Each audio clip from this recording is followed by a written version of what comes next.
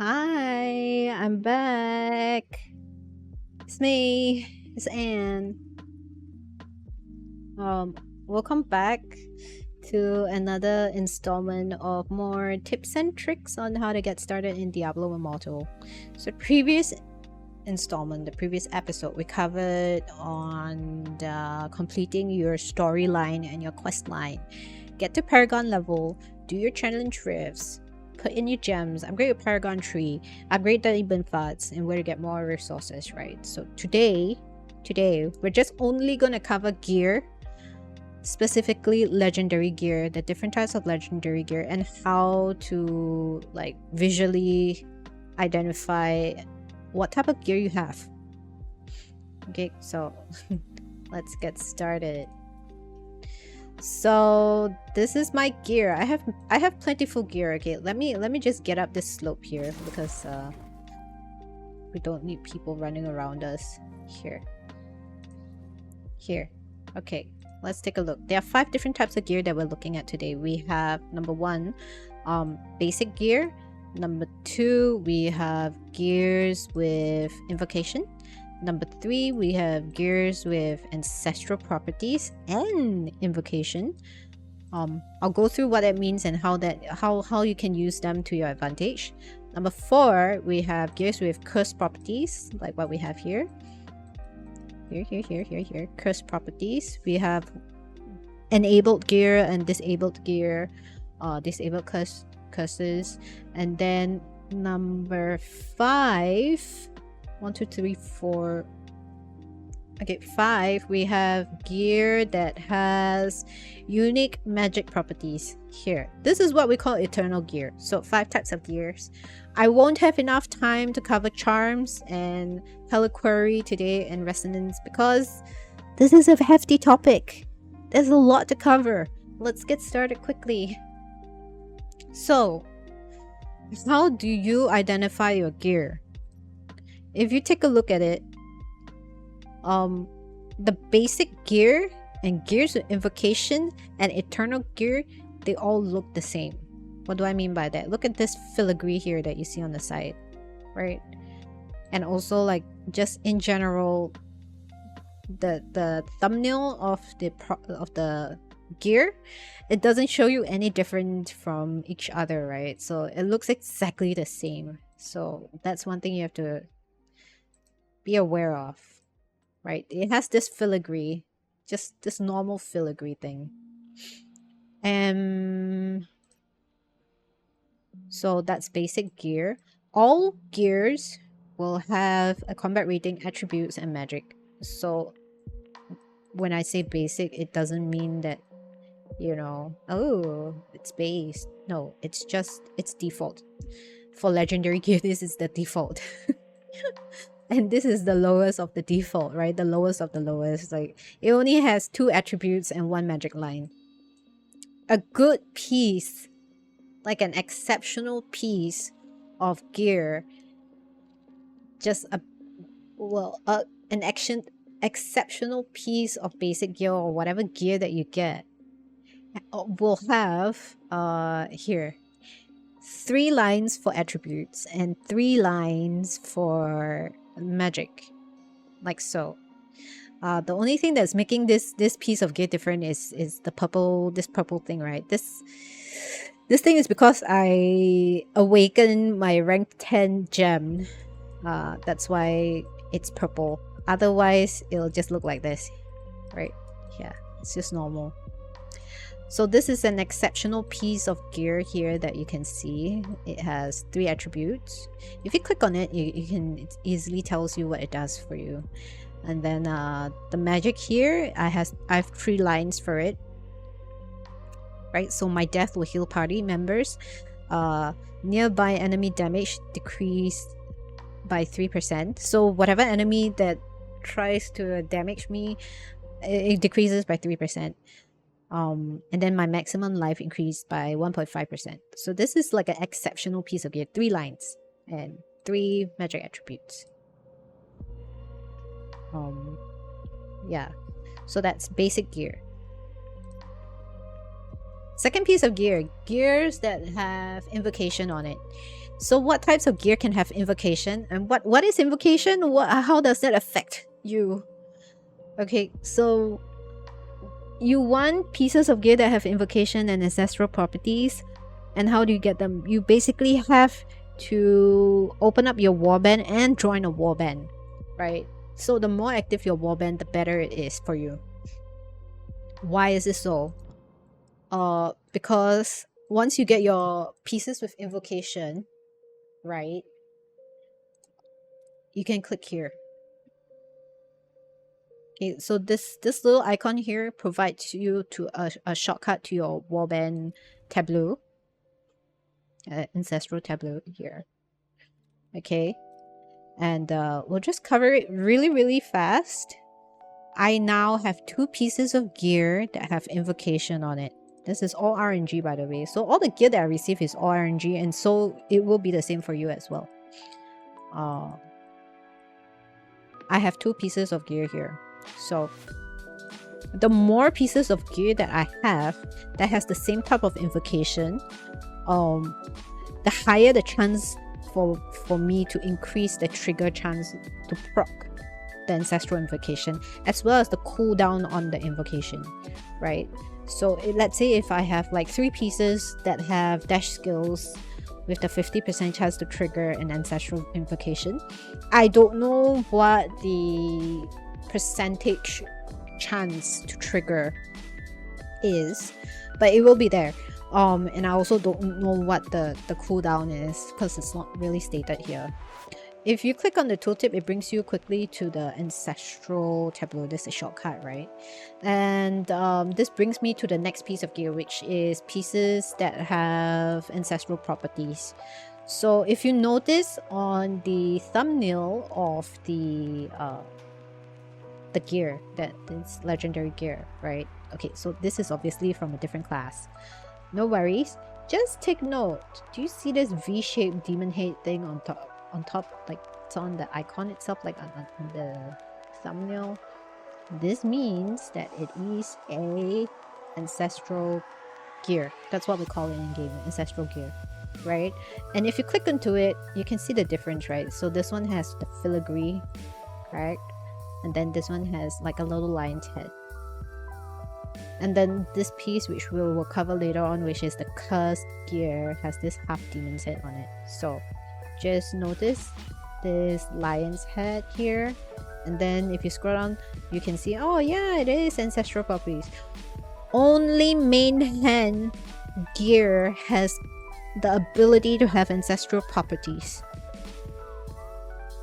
Take note, only main hand gear has the ability to have ancestral properties. And then you might be asking, what the heck are ancestral properties? This. And there are 5 different types of ancestral properties. We have damage, we have lightning, we have summoning a hydra, we have a shield, we have ancestral powers, and we have damage, right? Yeah, so 1, 2, 3, 4, and 5. I like to take damage because as a demon hunter, the more damage you want, the more damage you can deal, the better. Yeah. Also, this is, so you might be asking like, oh shoot, do I have to collect like 1, 2, 3, 4, 5, 6, 7, 8 pieces? Oh my gosh, where am I going to find 8 pieces when I can barely even use 1 piece myself, right? Because if you're a low level player, you're only going to have 6, right? So you're only going to use 1 main hand piece. Where are you going to get them? Well, my dear adventurer, this is when you join an active warband, right? You have all these members here. You can request of them to all enshrine some weapons, like so. So these are all the weapons that my warband mates have enshrined into their own tableaus. You can choose to use them or not, right? So most of my pieces seen here are from me and my other warband mate called Tar, right? Tar is an active enshriner. He enshrines many weapons, but also we do have other like warband mates that do enshrine their weapons, like this Japanese name guy, and then we have Decrypted, and we also have the Chinese name guy, and we have Lafine. Yeah, so you can pick and choose whatever you want, but I would suggest going ahead with a piece of gear that has let's say for example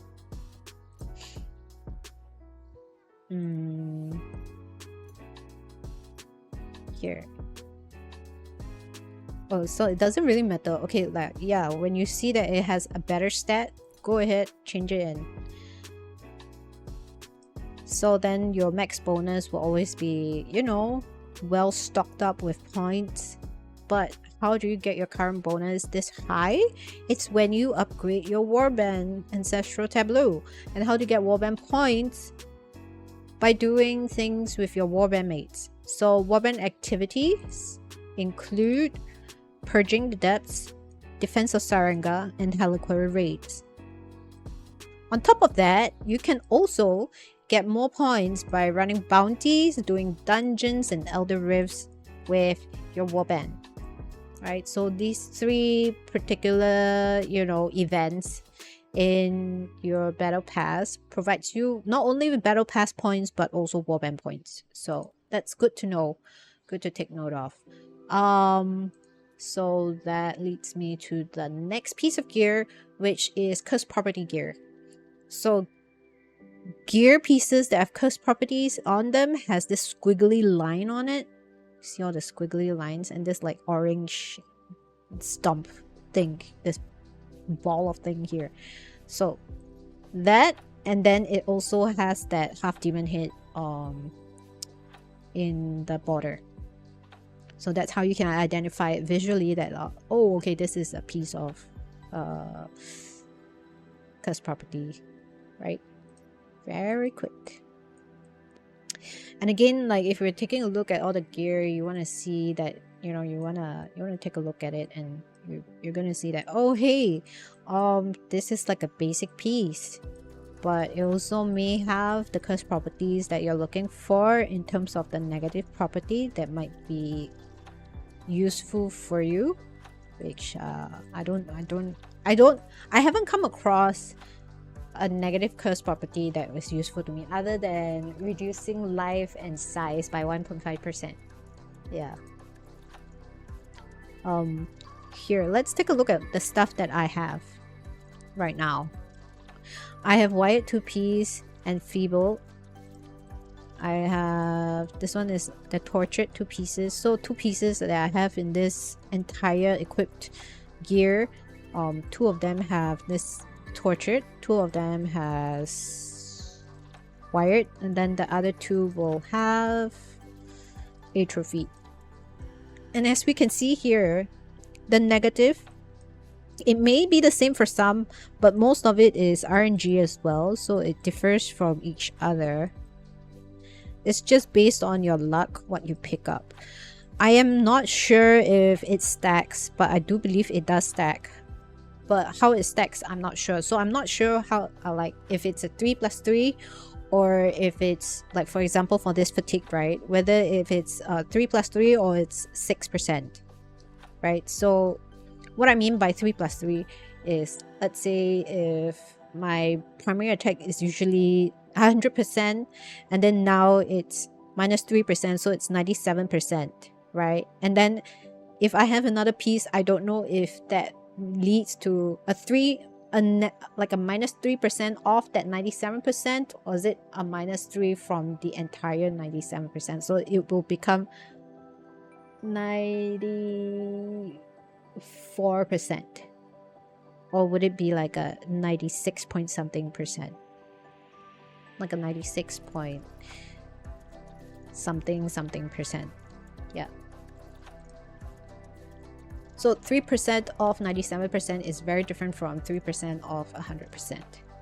That's what I meant. So I don't know if it stacks that way, which way it stacks. I do not know. Maybe someone else would know, but I do not know. What I do know is that the more curse properties that you have of the same kind, the more powerful it gets, right? So if you have like 2 pieces, okay, let's say if you have 4 pieces of the same thing, you get not only this Surge of Lightning that jumps 6 times, blah blah blah blah blah, you also the surge, instead of 60%, it increased by another 9%. And also the cooldown will be much lesser. So from 30%, it'll go down to like 20%, to not 30%, dude. 30 seconds to 20 seconds, 15, 12, and 9. So just take note of that. Yeah. So for every piece that you have equipped that is enabled, just always take note that the negative will be in effect as well. If it's not enabled, let's say for example, if I were to use this, no, not atrophy. Let's find the piece where I don't have.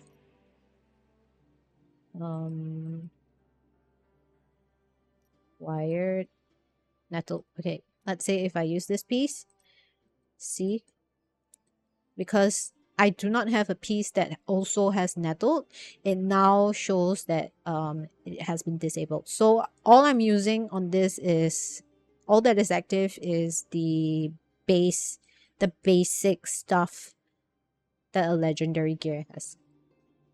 Hope that makes sense. Here, that leads me to the next point, which is how do you change? Are you able to change the properties, and how do you change it?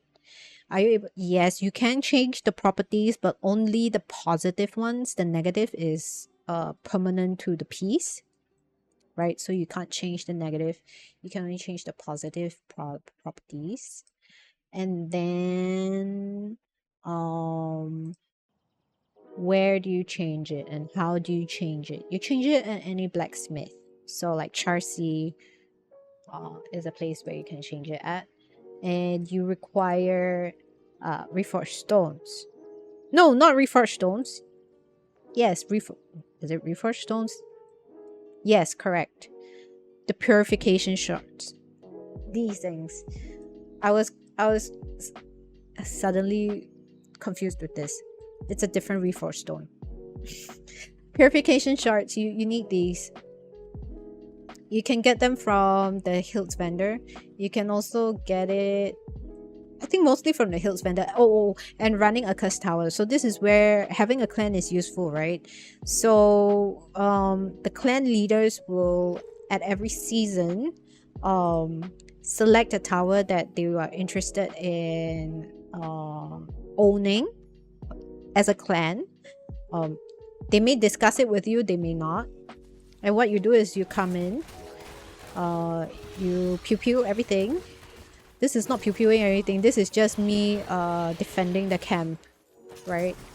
So when it gets up to above a certain percentage, 10% at least, it will send in some mobs. And as an active warband, active clan member, you gotta go in and help clean up the place. So what you do is you come in here, you try and find these towers. It's a little bit difficult, it's a bit tricky, and you look for elites. These, look for them, kill them, you get more shards and more time purification, time bonuses, like so, here, right? So I'm not really going to go too much into it, but basically you get the idea. You come in, you get all these towers, you come back here when time is up. You're given like 1 minute, but you can always extend it by collecting more time bonuses. You purify it, and sometimes they'll drop you shards. Sometimes they might drop you shards. Or once your clan owns the tower, Once the clan owns the tower, right, then you'll see this chest. Each week you can claim up to 3 chests, right? And this is where they drop the shards for you. So that's where you get it. Okay, so once you have that, you're like, okay, I got my shards. We go over to Charcy. Here we go. Let's run over to Charcy. Charcy, dude. I thought my character would just, you know, teleport over, but it's okay. We'll run. It'll take a couple seconds. Okay, we are at Charcy. Scroll down, Curse Purifying. This is where you upgrade. Well, change. Reforge it. Just click it. I have 890. You can get more if you want from, yeah, the Hills Trader as well. Just click on one. Do you like this? If you like it, you choose it. If not, just keep the original. Right? And if you want to know more, just click on the tooltip here, and then you should be able to see the 9 different types of curse properties, positive curse properties, and choose something that is useful to your gameplay for the class at the moment. So if you have a class that doesn't really use a lot of primary attacks, then it doesn't make sense to use this lashed. Or, you know, if you don't get shields that often, like as a demon hunter, I don't have a skill that can have a shield like I don't know, a necromancer or a monk has. Then it doesn't make sense for me to have nettle. There are curse properties that are useful to all classes, which is like wired or atrophied or detested, you know, or ghosted, things like that. So pick and choose what's useful to you, and I hope that helps with curse properties. And then next, we're just headed straight into, lastly but also not the least, eternal gear. So there are many different types of eternal gear, but the useful thing about eternal gear, you can see here, right, is that it has a magic attribute that is useful to your skills. And this is completely RNG, by the way, right? So if I were to put it in, then you will see that it's magic. Hold on, let me just here, let me show you. In Daring Swing, we now have magic attributes. So if I have 4 pieces of gear that has this magic attribute of cooldown reduction for Daring Swing, that's where it stacks up to 4 times, and then it will show here 4 out of 4. Yeah. And then, yeah. So from there we can see however many pieces affects your skill. Right? Like that. So now it's taken away. So this is a piece of gear that I saved to show you guys. As you can tell, it's a very basic piece of gear as well, right? It's 2 in 1. I do have another piece. Let me just scroll through here. This one is for Necromancer, I believe. Yeah. Obviously I can't use this, so it doesn't make sense to use it. I do have one more that has a crit hit chance attached to it. Here, this piece. Look. So you can have a piece that has additional magic attributes given. From what I've heard, it can be the best piece of eternal gear that you can get would be 3 attributes like this, and then you can have 3 lines like this, right, plus 4 of these, right? So you can have like a like that will be the best of the best. So let's say if you have 3 pieces of gear that also all have 3 attributes and 3 magic, and it also all has the same type of skill buff or reduction in cooldown time, you know, that would be like super cool to have. But unfortunately, I'm not using Reign of Vengeance. I just kept this piece so I can show you like, oh hey, you know, there's this thing as well. So there are many factors in play that can affect your gameplay. Gear is one heavy involvement of how it affects your gameplay every time. If you have many pieces of gear that have move speed increment, you'll see that your character is basically running around really fast. Mine is currently only moving at 20%. So, you know, take note of that. Also, what can affect your move speed are gems, right? So I have Blood-Soaked Jade, which can increase my move speed. Yeah. So take note of that. Gems do provide increment to your crit hit chance and your attack speed, your move speed, sort of thing, as well as set gear as well. See here, like that. Yeah, and it's all summarized here. I hope this has been useful. It's almost 30 minutes. It's too long. Next time we'll try to cover charms and Reliquary and Resonance. We'll go through one by one. I hope this has been helpful. And if you have any other questions that I may or may not have covered, if a more knowledgeable player has tips, you can also put them in the comments, and then I can go through it next episode, next installment. So yeah, it's time for me to go.